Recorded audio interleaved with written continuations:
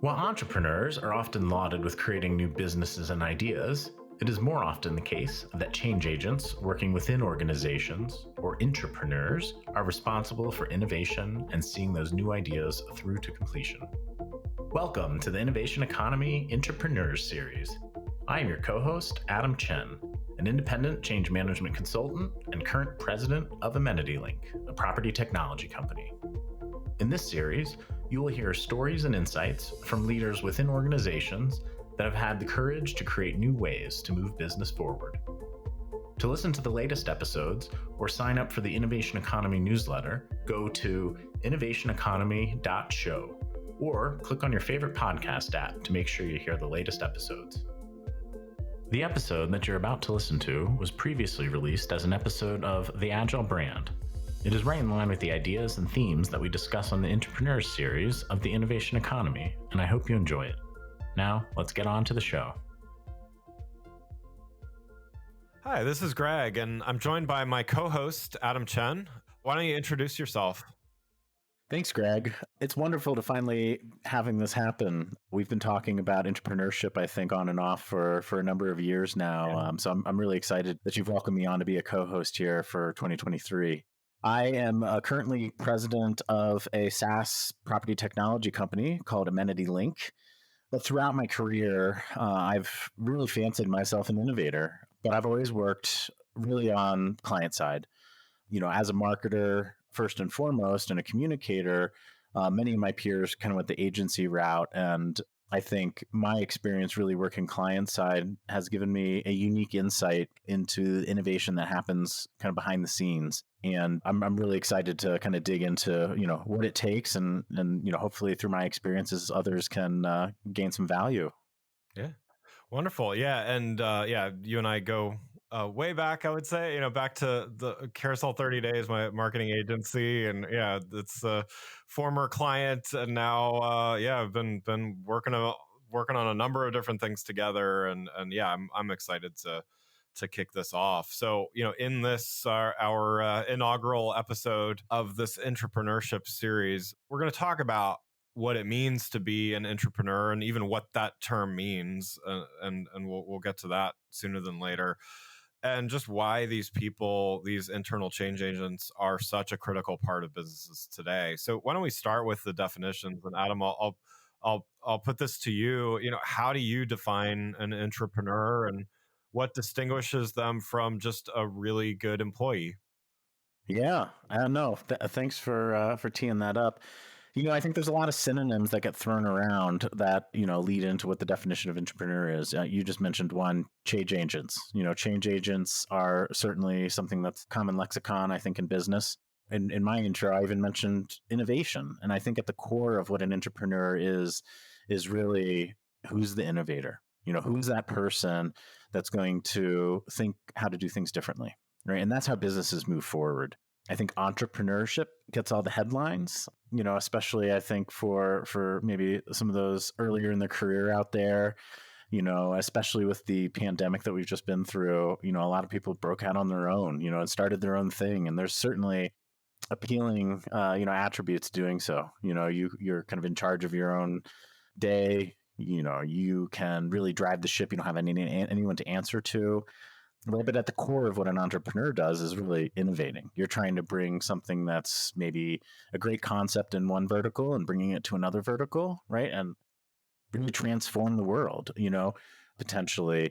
So I guess on an intrapreneur, it's, how do you take that same concept but do it within an organization? And it's inherently different because there's a lot more guardrails. And maybe that's a good thing. That could be a detriment too. I think with entrepreneurship, certainly the world's your oyster. The flip side of that is you can easily get distracted. How do you keep your eye on the prize? And especially when you're trying to grow something, and it's really what I'm trying to do now as, within this SaaS startup that we're running. It's challenging to do that on your own. You have to fight for the resources to get some of that stuff. So your focus is a little bit, maybe not so much on the innovation, but more, how am I going to make this a viable business model? How am I going to keep it going? How am I going to afford to hire the people I need that'll help me on this journey? Flip that to now you're within an organization, different challenges, but the end goal is the same. Now you have maybe some of those resources at your disposal, but the flip side is you have a lot more politics you have to play. You don't have that because you're, maybe a lone wolf or a small team, or you're in charge on the entrepreneur side. On the entrepreneur side, you have to play those politics and navigate the environment. Yes, the funding is there, but you have to make the case for that. And maybe how to get the buy-in is a little bit different. If an entrepreneur is talking to a VC firm to try to get funding, that might be a very different type of conversation, than the CFO or the CEO within an organization. And, how do you get that buy-in? So I think it's obviously intuitive to say an intrapreneur is very similar to an entrepreneur, right? And I think what will be very interesting as we continue this conversation and this whole podcast series is really to understand the nuance, between the two, because I think there are certainly different skills needed to be successful. There are certainly transferable skills between the two, but there's definitely some uniqueness there. Yeah, I mean, I think, totally, totally agree with what you're saying. But I think you brought up a few kind of categories of things, and we're not going to have time to talk about all of these, but I think it might even give us a framework for what we want to talk about in the months ahead, which is there are certain, and I've seen entrepreneurs become successful intrapreneurs, and vice versa as well, as I'm sure you have as well. But it comes down to a few things. So risk looks very different, intra versus entre.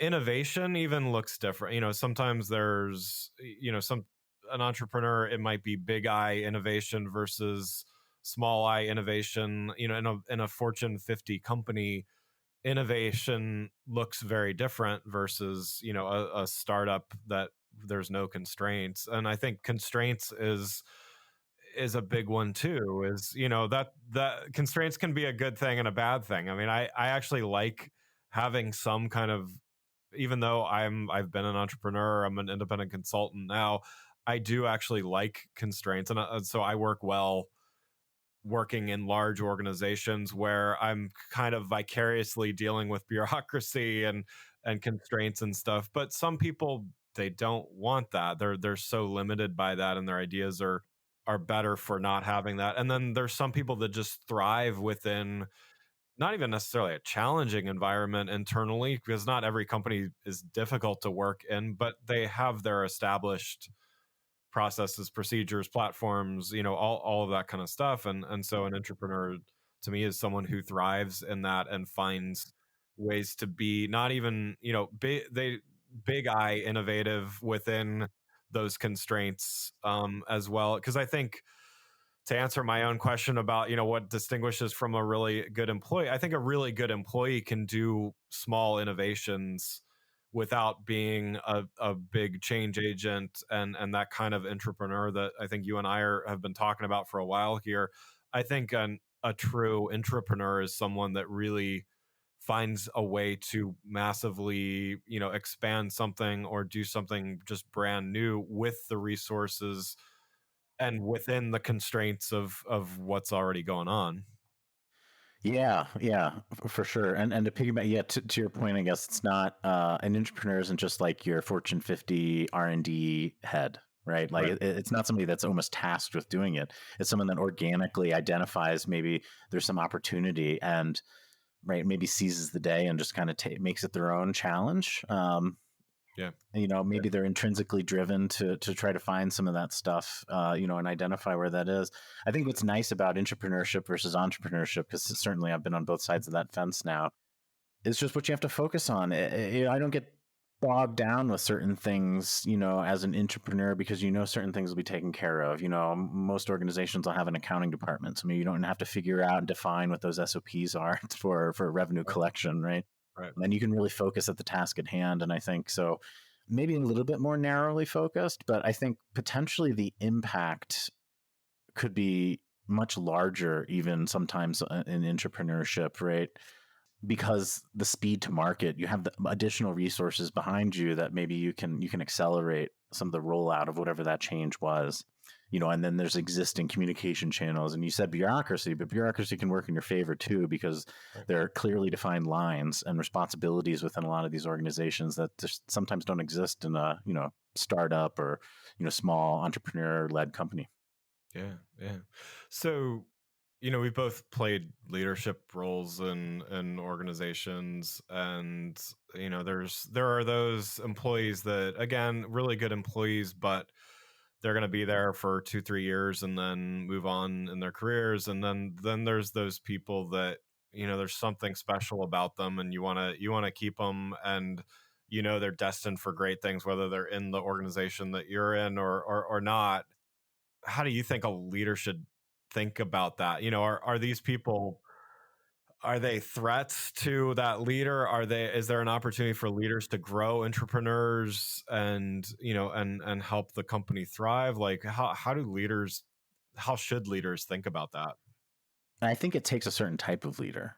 I think that's where it all starts. You mentioned, the potential threat. And I think that in my experience working within large and small organizations, that's probably the biggest hurdle.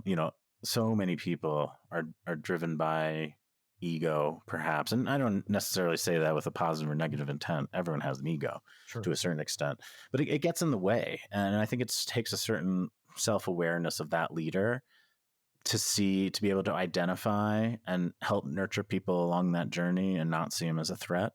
So maybe it's a little bit of confidence too, I think, that goes in there. I guess what I'm kind of ideating around is soft skills.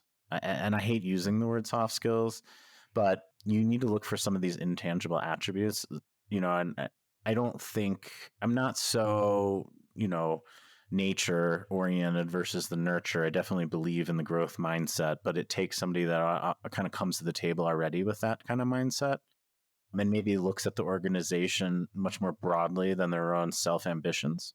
So I think it starts with the leadership team. So imagine I'm a CEO and I'm looking at first, building my leadership team to then foster, innovation in my company or something like that. Before even I try to identify that intrapreneur or that change agent themselves, first I'm trying to create the environment and looking for leaders that can help create that environment where that can thrive. Yeah. Yeah. And then I think once you create the right environment, these entrepreneurs will surface themselves, right? Everyone knows who the rock stars are within their organization. I think the danger is that if you handcuff those rock stars, they're going to look elsewhere. And I think that's even more of a threat today because there's so many more options out there. And I think employees, expectations are a little bit different, and the power is shifted a little bit more of, it's not that I need this job. And if this job isn't aligned with what I want and what I need at this moment in my life, I'm going to go find it elsewhere. So it takes that, again, goes back to that leadership team and the environment that they're able to create so that they foster that, they identify those people, but then they identify how we can retain them and keep them challenged. So you start getting into motivation. What is it that motivates entrepreneurs and change agents at all levels of your organization? Right. And being able to tailor that so you can bring out the best in people. That, in my experience, is a very rare trait. I want to make sure you know about the other podcast from the Agile Brand, the award-winning show about marketing strategy, technology, and the customer experience, and building the brand of the future. It's called the Agile Brand with Greg Kihlström, and in it we talk with leaders at some of the world's top brands, the MarTech platforms that are leading the way, and other thought leaders in marketing, CX, and digital transformation. Now in its 5th year with over 400 episodes and 1 million downloads, make sure you check it out with new episodes Mondays, Wednesdays, and Fridays. To listen to the Agile Brand with Greg Kihlström podcast, you can find it wherever you listen to podcasts, or you can go to theagilebrand.show. That's theagilebrand.show. Now let's get back to the show. To me, what you're talking about kind of describes culture, right? Like there needs to be a culture there where there's room.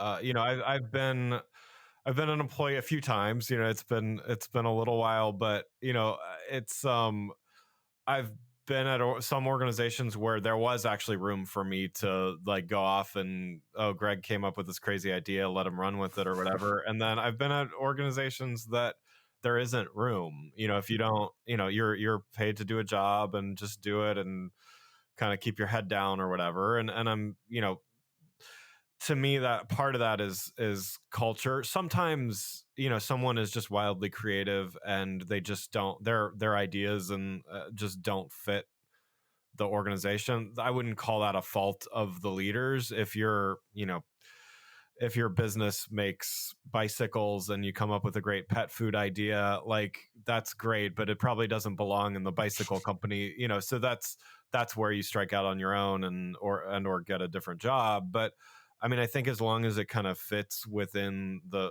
realm of the business, there does need to be room for these people to be able to grow. If not, no one should be surprised that they leave and perhaps go out on their own. And then it kind of comes back to what you were saying earlier, which is to build on that a little bit.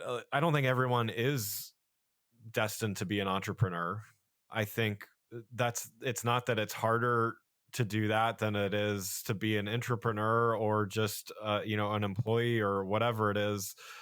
I just think that there are certain people that are really good at being entrepreneurs, and some of those people have started 10 companies and sold all of them and been wildly successful, and then there's other people that are just better suited to that than being an employee. But I think a lot of those people that get disillusioned and think they're entrepreneurs they strike out on their own because they're disillusioned, and then they quickly find out, oh wow, I have to know about, it's like from my own experience, like starting my marketing agency back in the day, it's like, oh wow, I have to know how to read contracts, and I have to know I'm a web designer, I have to know accounting and HR and all this stuff. So I guess that leads me to, one of the other things that I know we wanted to talk about, which is, how do I know if I am an entrepreneur or not? Like what is the makings of that?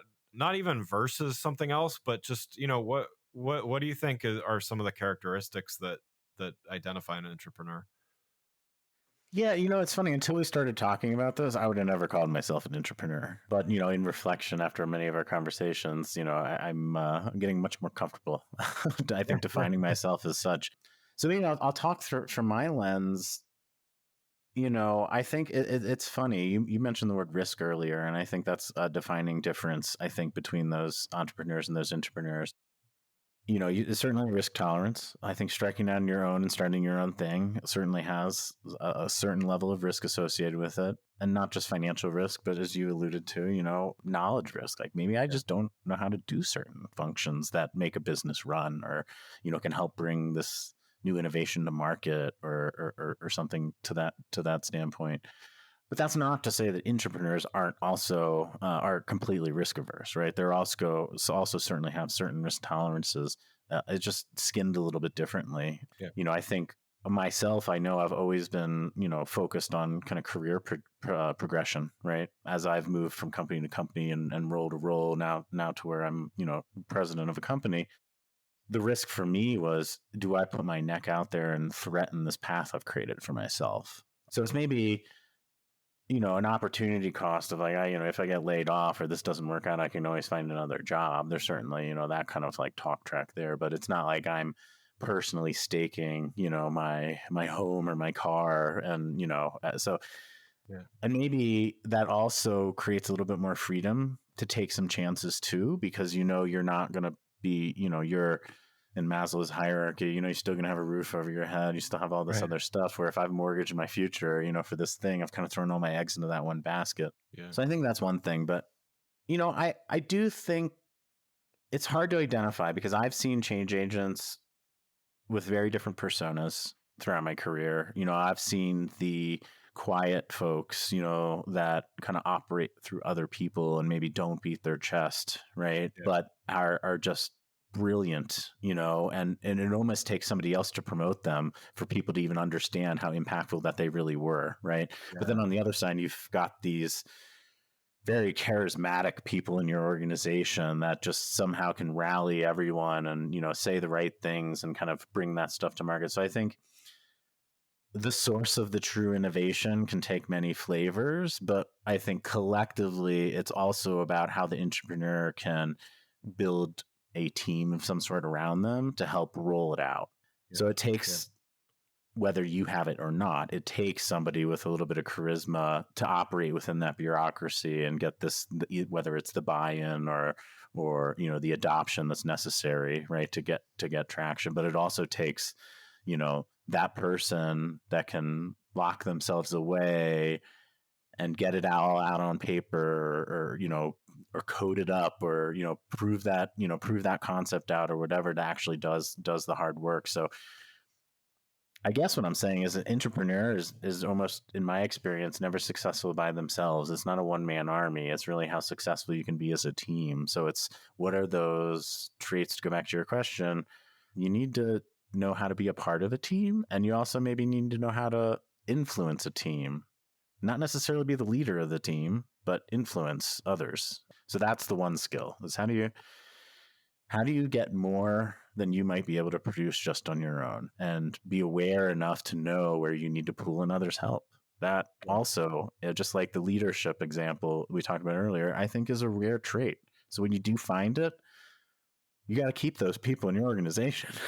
Yeah, definitely. Yeah, I haven't really thought of this in this way before. I mean, I agree with what you're saying, and yet I know you've been an entrepreneur as well. Like, as an entrepreneur, I can't take credit for, most of the successes that I've had. So in other words, there's a bit of shared, you know, no one ever really does anything. I mean, I'm sure it's happened before and stuff like that, but no one ever truly does something alone. But I do think that there's a nuance that you're describing, as far as, maybe it comes back to ego. Maybe it comes back to, well, I want to, put this flag in the ground or whatever, as, this is Greg's thing, and everybody else can rally around Greg's flag or whatever, versus being okay with being part of a larger organization that was there